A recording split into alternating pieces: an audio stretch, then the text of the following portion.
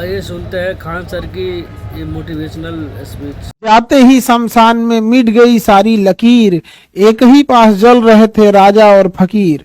तो जितना इस समाज में लोग बन जाए, यहाँ पे जाना यहीं पे है, किसी को कब्रिस्तान जाना है तो किसी को शमशान जाना है, दोनों हाथ से बटोरने में लगे हुए हैं हम लोग खाली हाथ जाने के लिए।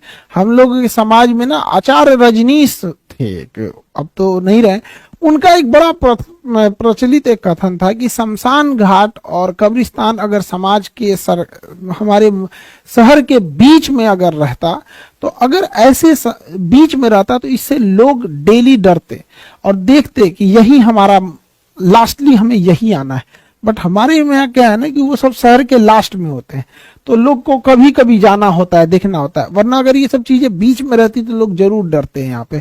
इसलिए कभी किसी को भी अपने ऊपर अहंकार नहीं करना चाहिए। जब सोने की रावण की लंका नहीं बची, सिकंदर जैसा राजा नहीं बचा, तो हमारी आपकी क्या ही बिसात है हम लोग की। तो एक दूसरे से जब तक रहे यहाँ पर इस पृथ्वी पर, एक दूसरे से मिलजुल के रहना चाहिए। आस पड़ोस में ही से हमारी शुरुआत होती है यहाँ पर। किसी को किसी चीज पे अहंकार नहीं करना चाहिए। सबके जीवन में एक ऐसी रात आएगी जिसके बाद कोई सवेरा नहीं होगा, सबको यहाँ से जाना रहता है। इसलिए जाने से पहले एक अपने साथ एक अच्छी यादें छोड़ के जाए। हमारे साथ जो जैसे विवेकानंद हुए, एपीजे अब्दुल कलाम, अटल बिहारी वाजपेयी, ऐसे लोग हैं। अब ऐसा हम नहीं कह रहे कि सारे लोग इतने महापुरुष हो सकते हैं, जैसे ये लोग हैं पूरे देश के लोग नाम लेते हैं। एटलीस्ट इंसान उतना तो हो सकता है कि उसके मोहल्ले वाले कम से कम उसका नाम ले सके। यहाँ पर पूरे देश लेवल के लिए हर एक मानते हैं कि सब लोग विवेकानंद नहीं, सब लोग अंबेडकर साहब जैसे नहीं हो सकते, एटलीस्ट समाज के लिए तो रोल मॉडल हो सकते हैं यहाँ पे। तो कोशिश करें हम लोग कि अपने परिवार, एटलीस्ट समाज के लिए, मोहल्ले के लिए तो रोल मॉडल बन सके हम लोग। जिंदगी को ना एक लूडो की तरह पे समझेंगे तो काफी आपको सीखने को मिलेगा। हम लोग जब लूडो खेलते हैं ना तो उम्मीद करते हैं 6 आएगा, लेकिन एक भी आता है ना तो चलना पड़ता है। जिंदगी में भी यही होता है, उम्मीदें बहुत होती हैं, थोड़ा भी मिलता है तो चलना पड़ता है हम लोग को। कई बार आप देखिएगा ना लूडो में एकदम आखिरी में जाके आप कट जाते हैं, एकदम आखिरी वाले में भी। लेकिन क्या कीजिएगा, फिर से एक नई शुरुआत करनी पड़ती है इंसान को। जिंदगी में भी ऐसे ही होता है, कभी कभी एकदम मंजिल के पास जाने के बाद आदमी बिखर जाता है, लेकिन क्या होगा, जिंदगी रुकती तो नहीं है, फिर एक नया सवेरा होता है, फिर एक नई शुरुआत करते हैं।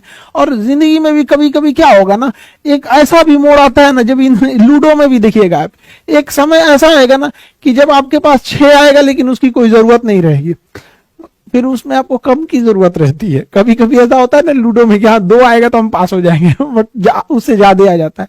जिंदगी में भी एक दौर ऐसा आएगा ना जब इंसान के लिए पैसे वैसे की कोई महत्व नहीं रह जाएगी यहाँ पर, फिर इंसान सुकून शांति ढूंढने लगता है। तो हमें भी अपने छोटी छोटी चीजों से सीखनी चाहिए कि बहुत चीज नहीं है ये पैसा, धन दौलत, ये सब चीज। इंसान बेहतर होना चाहिए एक दूसरे के प्रति। इसके बगल में बैठने वाले गरीब को एहसास नहीं होना चाहिए कि वो व्यक्ति गरीब है। जिंदगी चलती रहेगी अपनी यूं ही, लेकिन सबको मुस्कुरा के रहना चाहिए। जब हम मुस्कुराते रहते हैं तो एक पॉजिटिव एनर्जी बनती है हमारे आसपास में। उससे क्या होता है कि किसी भी विकट परिस्थितियों से लड़ने का एक मौका मिलता है। तो हर इंसान को मुस्कुराते रहना चाहिए, ज्यादा ये नहीं देखना चाहिए कि कौन क्या कर रहा है। हमारा समाज ने तो माँ सीता को अग्नि परीक्षा में बैठा दिया था। सोचिए, उन्हें वनवास हुआ था तो उनकी क्या ही गलती थी, उतना लंबा वनवास काट के आई, उधर रावण की लंका जली, क्या सोच के आई होंगी अपने गांव वापस अपने घर पे कि अब हम घर में परिवार के साथ खुशहाली से जिएंगे। लेकिन जब लोगों ने भगवान को नहीं छोड़ा, सीता माँ को अग्नि परीक्षा में बैठा दिया, तो क्या लगता है ये समाज हमको, आपको या आपके अगल बगल वाले लोग को छोड़ेगा? कभी नहीं छोड़ेगा। यहाँ